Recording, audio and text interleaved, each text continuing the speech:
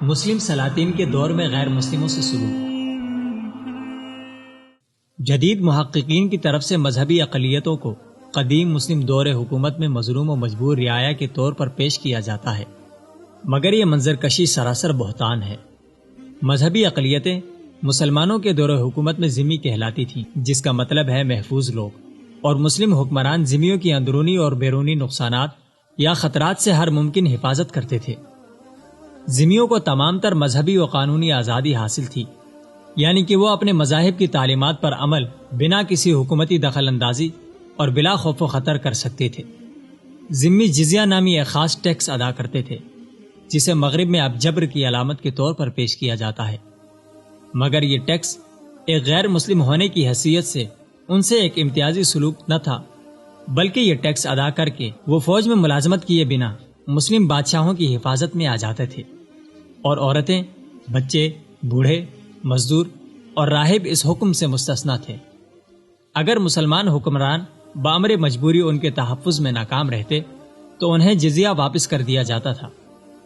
اس کے مقابلے میں مسلمانوں میں ہر صاحب نصاب بالغ مسلمان مرد و عورت پر زکوٰۃ فرض ہے۔ مسلمان بادشاہوں نے ذمیوں پر ان کی عزت و حرمت میں کمی کرنے والا کوئی قانون مسلط نہیں کیا تھا۔ کچھ مسلمان حکمرانوں کی طرف سے ذمیوں کو الگ مخصوص لباس پہننے کا حکم تھا، مگر یہ حکم بدنیتی پر مبنی نہیں تھا، بلکہ اس کا مقصد یہی تھا کہ انہیں ستایا نہ جائے، اور اس حکم پر عمل درآمد کرنے میں ذمیوں کو بھی کوئی اعتراض نہ تھا، کیونکہ وہ اسے امتیازی حکم نہیں سمجھتے تھے۔ مگر آج کے دور کے محققین اور تاریخ دانوں نے تعصب سے کام لے کر اسے متنازع بنا دیا ہے۔ یاد رہے کہ بازنطینی دور میں کئی مذہبی گروہوں پر کئی طرح کی پابندیاں لاگو تھیں۔ مثلاً کسی یہودی کو کسی عیسائی کے خلاف گواہی کی اجازت نہیں تھی، اور وہ سرکاری ملازمتوں سے بھی محروم رکھے جاتے تھے۔ بازنطینی اور ساسانی سلطنتوں میں عیسائی و غیر عیسائی، آتش پرست و موحد کے درمیان عوامی فیصلہ برقرار رکھا گیا۔ ان کی آپس میں شادیاں ممنوع تھیں، اگرچہ یہ پابندیاں دور جدید کے لحاظ سے امتیازی معلوم ہوتی ہیں، مگر گہرائی میں دیکھا جائے تو سماجی اور سیاسی لحاظ سے بالکل مناسب ہیں، کیونکہ اس دور میں معاشرے مذہب کی بنیاد پر پروان چڑھتے تھے، اور لوگوں کو ان کے ملک نہیں بلکہ مذہب کی بنیاد پر شناخت کیا جاتا تھا، جس کے نتیجے میں ان کے اندر مذہبی وقار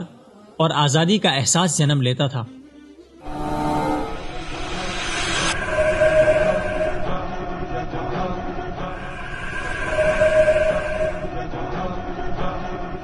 مسلم حکمرانوں پر تنقید کرنے والے مغربی محققین کے ممالک نے کئی ایسے قوانین بنا رکھے ہیں، مگر انہیں امتیازی نہیں سمجھا جاتا،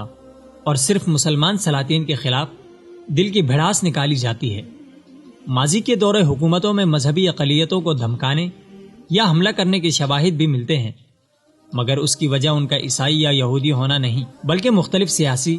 سماجی اور معاشی حالات یا طاقت کے حصول و دوام کے عناصر شامل تھے، جبکہ اس سے زیادہ امتیازی سلوک اس دور جدید میں آج بھی مسلمانوں کے ساتھ روا رکھا جاتا ہے، چاہے وہ ایئرپورٹ پر چیکنگ کے مراحل ہوں یا ویزا کا حصول، ان کے تعلیمی اداروں میں داخلہ ہو یا ملازمت۔ مگر جدید اسکالرز کی طرف سے ان کی حمایت ہی دیکھنے کو ملتی ہے، کیونکہ ان کے مطابق یہ امتیاز شہریت کی بنیاد پر کیا جاتا ہے۔ اس لیے یہ اسکالرز اس بات کو اپنے تعصب اور تنگ نظری کے باعث کبھی تسلیم نہ کریں گے کہ آج کے دور سے زیادہ مسلم سلاطین کا رویہ ذمیوں سے بدرجہ بہتر تھا، اور ذمی ان کی سلطنت میں اس وقت کے عیسائی حکمرانوں سے زیادہ آزادی کی زندگی گزار رہے تھے۔